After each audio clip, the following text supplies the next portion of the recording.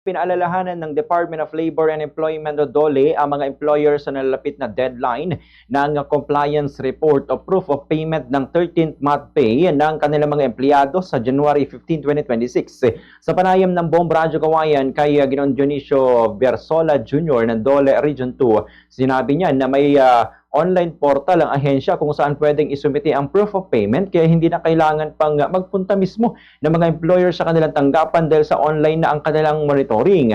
Binigyan din ito na hindi rason ng pagkakaroon ng maliit na negosyo sa hindi pagbibigay ng tamang benepisyo sa mga empleyado. Anya kung qualified ng isang empleyado na makatanggap ng 13-month pay ay obligado mga employer na ibigay ito alinsunod sa batas. Noong nakarang taon ay compliant naman ng mga employer sa Region 2 pagdating sa pagbibigay nito at paunahin ng mga malalaking kumpanya na idudulog din umano sa kanilang tanggapan ang hinaing ng mga empleyado na hindi nakatanggap ng benepisyo lalo na tuwing January o Enero. Ang mga non-compliant naman na employer ay pinadadalhan ng compliant order.